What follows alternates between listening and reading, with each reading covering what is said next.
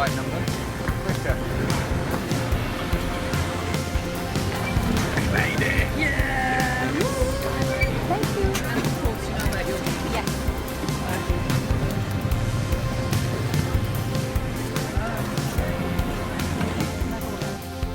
He is arguably the most famous person in history. Over 2 billion people claim to follow him. That's 1/3 of the world's population. He's represented in art and literature more than any other figure. Time magazine called him the most influential person who has ever lived. But who is Jesus?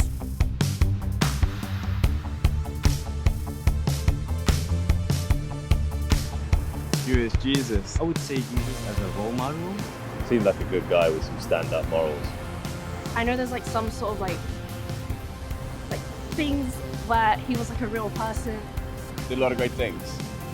Whether he's the son of God, I'm not sure. It's my friend, yeah. To me, Jesus has always, I guess, just been quite fictional. Someone, in my own opinion, that was maybe conjured. Just some bloke. Someone wrote a story about it. Saved us from our own sins, isn't he? A good man, prophet. I think Jesus is a lovely guy.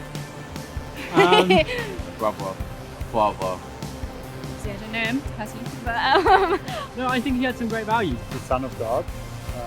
And he's also God at the same time, which I still find very confusing. It's like Nokia connecting people. Almost like a best friend that you can turn to at any given time, you know. He was a big little but I tell you what, he wasn't white. no. He's always there, thick and thin. For much of my life, I wasn't a Christian. I come from a family of trial lawyers, barristers. My father was a barrister, my mother was a barrister, my sister is a barrister, my son qualified as a barrister, my daughter qualified as a barrister, both my grandfathers on both sides were barristers, my uncle was a barrister. If we'd had a cat, it would definitely have been a barrister. My father was a Jew, a secular Jew. He'd escaped the Holocaust. Many of his family had died in the Holocaust. My mother was not a churchgoer. My father described himself as an agnostic, and I came to the conclusion that I was an atheist as a teenager, and I was quite an argumentative atheist. Not that I was out to convert people to atheism, but if anyone tried to convert me to Christianity, then I had a lot to say on the subject. And I was quite suspicious of Christians. I'd come across one or two of them in my gap year, and they had these smiles, which I found deeply suspicious. And in my first year at university, I had a room next door to my great friend, Nicky Lee. And I warned him against these Christians. I said, don't let them into your room, whatever you do. But it was too late. He'd met some, and one time he and his then girlfriend, now his wife, Scylla, came back and they said that they had become Christians. I was horrified. I mean, they were such lovely people. I thought, how can I help them? I really didn't know anything about it, so I thought, I better investigate. So I managed to find this old Bible, and that night I started reading it. I started beginning of the New Testament. I read Matthew's Gospel, Mark, Luke. I got about halfway through John's Gospel, about 3 a.m. I fell asleep. Following day, I carried on reading. All that day, all the next day, all the day afterwards. I was a student, so I didn't have any work to do. And when I got to the end of the New Testament, I came to the conclusion, it's true. You can't prove Christianity mathematically. You can't prove it scientifically. Science is obviously very important, but science answers a different set of questions. Science answers the questions, when and how did this world come into being? But it can't answer the question, who and why. Supposing I had a cake here, which I've made, and I give it to a scientist. The scientist will be able to answer the question, how it was made. They may be able to tell you when it was made, but only I can tell you who made it and why I made it. Only the creator of the cake can do that. Only I can tell you, I made that cake, and I can tell you why I made that cake. And it's the same with this universe. Only the creator can reveal who made this world and why he made it. And the claim of Christianity is that he has done that. The creator has revealed himself. And he's revealed himself in the person of Jesus. And the evidence is not scientific evidence, that's not the only kind of evidence, but historical evidence. When I was a barrister, that's what we relied on. We relied on historical evidence that we presented to a jury. It was things that had happened in the past. They weren't there. Every time a jury brings back a verdict, it's a step of faith based on evidence. And I myself could not be a Christian if I didn't believe there was evidence. I couldn't just take a blind leap of faith. For me, faith in Jesus is a step of faith based on good historical evidence. Why start with Jesus, you might say? I didn't even believe there was a God, but I came to believe in God through Jesus because the resurrection of Jesus strongly suggests that this world has a creator and that creator is to be seen in terms of, through the lens of, Jesus. Jesus of Nazareth is believed to have walked these streets around 2,000 years ago. But is there any evidence that he even existed? Well, there's actually quite a lot of evidence. No serious historian would deny that Jesus existed. The Roman historians Tacitus and Suetonius wrote about Jesus, as did the first century Jewish historian Josephus. He described him as Jesus, a doer of wonderful works, and then he goes on to describe his crucifixion and alleged resurrection. So there's evidence outside of the New Testament for the existence of Jesus, but most of the evidence comes from within inside the New Testament. And sometimes people say, well, the New Testament was written such a long time ago. How do we know what was written down hasn't been changed over the years? Well, the answer is that we do know, because of a science called textual criticism. Textual criticism examines the number of copies of early texts that we have available to us today, and it looks at the time gap between the original document and the earliest copy that we have. And basically, the more manuscripts we have and the earlier they are, the less doubt there's going to be about the original. So let's compare the Bible to other texts in ancient history, ones that are widely used in schools and universities. Let's look at the Greek historians Herodotus and Thucydides. They both wrote in the 5th century BC. But the earliest copy of their writings that we have dates from AD 900, and that makes a 1300-year time lapse. And even then, we only have 8 copies of these manuscripts in the first place. Or look at the Roman historian Tacitus. There's a 1,000-year gap between his book being written and our first manuscript, and we only have 20 copies. Or another classic, Caesar's Gallic War, 950 years between the book being written and our first manuscript copy. And even then, we only have 9 or 10 copies of these manuscripts. Again, with Livy's famous History of Rome, a 900-year gap between the book being written and our first manuscript, and we only have 20 copies of this. But when it comes to the New Testament, well, it's very different. The New Testament was written between about 40 and 100 AD, and we have manuscript evidence going back as early as 130 AD, and full manuscripts by 350 AD.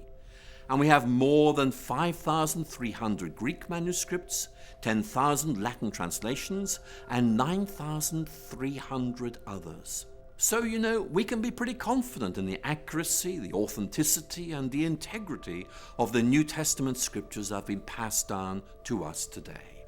The remarkable thing about the Bible is there's such a short chronological distance between the events being described and our first manuscripts. So in many ways, the Bible scholars are in a very fortunate position of being able to check these things out and finding that they are much more reliable than, for example, some of the alternatives you're looking at. And as a scholar, I am more than happy to say, I trust this, I take it very, very seriously, I rely on it. Professor F.J.A. Hort, one of the greatest scholars in the area of textual criticism, concluded that, in the variety and fullness of the evidence on which it rests, The text of the New Testament stands absolutely and unapproachably alone amongst ancient prose writings, and no secular historian would disagree with that conclusion. So we know from evidence outside and inside the New Testament that Jesus existed. But who was he? Well, we know that he was fully human. He had a human body. He ate, he drank, he sweated, he got tired, he suffered pain. And he had human emotions, love, joy, sadness, and human experiences. He had the experience of growing up in a family, of education, of having a job, of being tempted. And he experienced bereavement and suffering and torture and even death. Many today will say, okay, he was a human being, but only a human being. Maybe he was a great religious teacher, but no more than that. Others would say he was much more than that. Bono, the lead singer of the band U2, has said, "I don't think you're led off easily by saying he was a great thinker or philosopher, because actually he went around saying he was the Messiah. That's why he was crucified. He was crucified because he said he was the Son of God. So he either, in my view, was the Son of God or he was nuts. And I find it hard to accept that all the millions and millions of lives, half the earth, for nearly 2,000 years, have felt their lives touched and inspired by some nutter. I don't believe it." He went on to say, "I believe that Jesus was the Son of God." What evidence is there to suggest that Jesus was more than just a great religious teacher? There are two parts to this argument. The first is, what did Jesus think about himself? Because if Jesus didn't think he was God, that's the end of the argument. But if he did, the second part of the argument is, was he right? So, what did Jesus say about himself? First piece of evidence is the fact that his teaching was centered on himself. Most great religious teachers point away from themselves. They say, don't look at me, look at God. Jesus, who personified humility in pointing people to God, pointed to himself. He said, look at me, come to me. We've talked about this search for meaning and purpose, that feeling of like a spiritual hunger that other things don't quite satisfy. Jesus said, I am the bread of life. I'm the one who can satisfy that spiritual hunger. Addiction is a major problem in our society. Jesus said, if the Son, in other words, if he himself sets you free, you will be free indeed. Then there's all the stuff we carry around, worry, anxiety, guilt, fear. Jesus said, come to me, all you who are weary and burdened, and I will give you rest. He said, if you receive me, you receive God. If you welcome me, you welcome God. If you've seen me, you've seen God.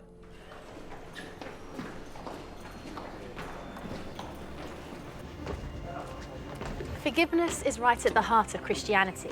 Jesus went up to people and said, your sins are forgiven. Now, if someone sins against you, then you can forgive them, but you can't just walk up to anyone and say your sins are forgiven. When Jesus said that, the lawyers said, who can forgive sins but God alone? But Jesus claimed to be able to do that. In fact, Jesus said that he came to give his life so that people could be forgiven. One of the most direct claims Jesus made is recorded in John's Gospel, chapter 10, verse 30. Jesus said, I and the Father are one. Now, making a claim like this was seen by the religious leaders to be blasphemy. It's tantamount to a claim to be God, and it was punishable by death by stoning. People picked up stones to stone him. Then Jesus said to them, I've shown you many great miracles from the Father. For which of these do you stone me? We're not stoning you for any of these, they replied, but for blasphemy, because you, a mere human being, claim to be God. I think when you look at all the evidence, it's clear that Jesus did make that claim. It is an astonishing claim. And a claim like that needs to be tested. If you think about it, there are only three possibilities. It was not true, and Jesus knew perfectly well it wasn't true, in which case he was a fraud. Or it was not true, and he simply didn't realize it. He genuinely thought he was the Son of God, in which case he was deluded. I think we'd say he was insane. But logically, there is only one other possibility, and that is, it's true, he was telling the truth.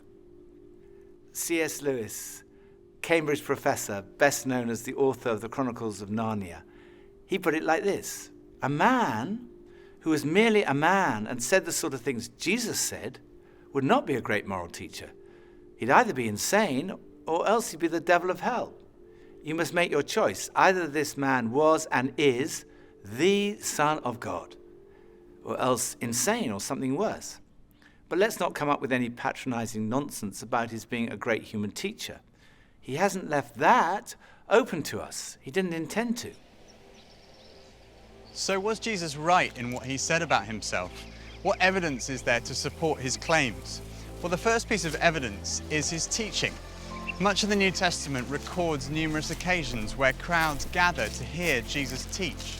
And on one occasion, on a mountain like this, more than 5,000 people gathered to listen to the teaching of Jesus. The Sermon on the Mount has been widely acknowledged amongst the greatest teaching of all time. Jesus' teaching has been the foundation of our entire civilization.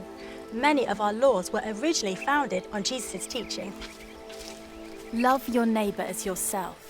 Do to others as you would have them do to you. And then this, totally revolutionary. Love your enemies. In fact, we've advanced in every field of science and technology, yet in 2,000 years, no one has ever improved on the moral teachings of Jesus. They are the greatest words ever spoken. They're the kind of words you might expect God to speak.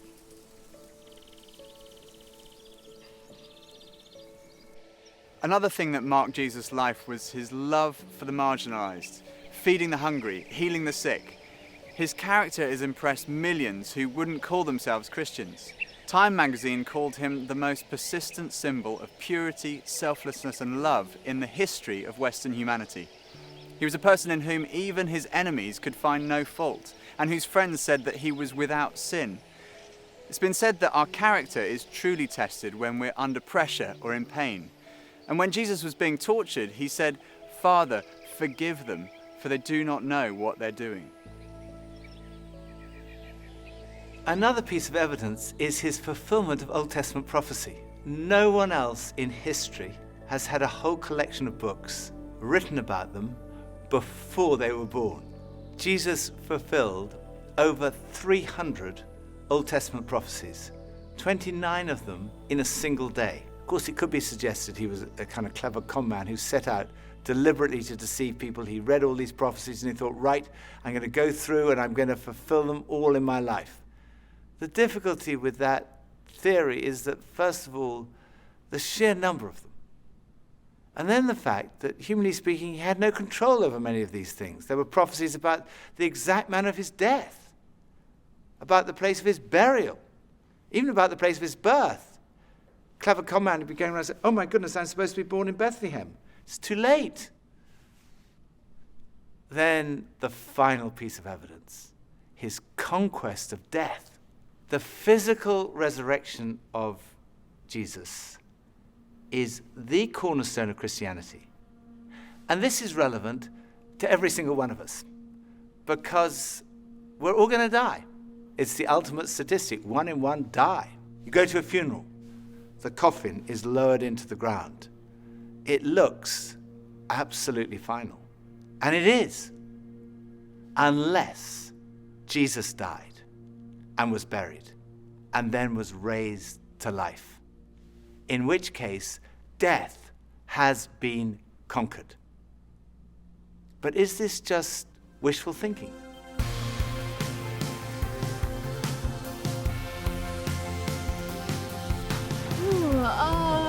I do not believe that Jesus literally rose from the dead, no. I don't know, I wasn't there. I didn't see it, so. Did you hear stories about people like accidentally like going into a coma and then like waking up a couple days later? My inherent answer is still to say yes, but I can't explain why that was my answer. I am not sure, but I'm open to the idea of it. He rose from death to still tell us that, look, death is not the end. So we got a second chance. To prove that there was something else after life? I think he had unfinished business. Well, it could be used as a metaphor, right? Could have been a drug trip. I think it was to show that he actually was the Son of God. I don't know. I'm not too sure. I don't think he did actually. Well, yes. Well, Jesus is God, right? Jesus is God. Yeah. God is love, and we still have love. Yep. So he's clearly still here. There are 4 pieces of evidence for the resurrection. The first is his absence from the tomb. No one has ever satisfactorily explained how Jesus' body was absent from the tomb that first Easter day. People have come up with all kinds of explanations. For example, maybe the authorities stole the body. Well, in that case, why didn't they produce it when people started saying that he'd risen from the dead? Or perhaps the robbers stole the body. But when the disciples heard that Jesus had been seen, they ran to the tomb, and they found that the tomb was not empty. Inside the tomb were the grave clothes that Jesus had been wrapped in. The only valuable thing that a robber might have taken was still there. The grave clothes had collapsed like a caterpillar's cocoon when a butterfly has emerged. And the piece that had been around Jesus' head had been folded up and put in a different place. And when they saw that, they believed. The second was his presence with the disciples. Jesus was seen on more than 11 occasions, on one occasion by a group of around 500 people. People say, well, it could have been a hallucination. Well, hallucination does happen among highly strung, very nervous or highly imaginative people, or people who are sick or on drugs. But the disciples don't fit any of those categories. They were cynics like Thomas. There were tough fishermen, there were tax collectors, and tax collectors do not hallucinate. The third piece of evidence is the transformation that we see in the disciples. Here was a group of people who were disillusioned, despairing that their leader had died, and then suddenly they were transformed. They started saying, we've seen Jesus, he's really alive. And they went around telling everybody. Later on, practically all of them were killed, crucified, tortured, beheaded because of what they believed. And if they were deceiving people, all they had to do was say, no, it's not actually true. But they never said that because they knew it was true. It had totally transformed their lives. And as a result, this extraordinary movement swept around the whole known world. And it's a movement without precedent in the history of humanity. And fourth, it's still happening today. There are now over 2.3 billion Christians around the world, of every ethnicity, continent, nationality, economic, social and intellectual background. They all speak of this encounter with the risen Jesus Christ.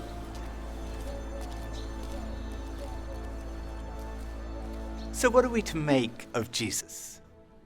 It seems to me clear that Jesus really did claim to be a man whose identity was God. And when we look at the evidence of his teaching, his life, his character, his fulfillment of prophecy, his resurrection, to say he was insane or a fraud seems to me absurd, illogical, actually unbelievable. On the other hand, it provides the strongest possible supporting evidence that what Jesus said about himself was true. And when I looked at the evidence, when I read the New Testament, I came to the conclusion it is true. I didn't want to become a Christian because I thought if I became a Christian, life would be totally miserable from that moment onwards. So I tried to put it off. I thought I'll put off becoming a Christian to my deathbed. And then I realized that would not be intellectually honest. So very reluctantly, I kind of said, okay. Yes. And at that moment, I can still remember that moment so clearly. It dropped from here, from my head, being convinced it was true, to here in my heart, having an experience of a relationship with Jesus. And finding what, I guess looking back, unconsciously, I'd been searching for all my life. Something that provided ultimate meaning and purpose to my life. It was the very last place on earth that I expected to find it. But at that moment, I found that what Jesus said was true. Jesus said, I have come that you might have life and life in all its fullness. It really is true that God has revealed himself in Jesus. Jesus really is who he claimed to be. Jesus really did rise from the dead. There is hope beyond this life. There is hope for this life. Right now, in this life, in an encounter with Jesus, we find life and life in all its fullness.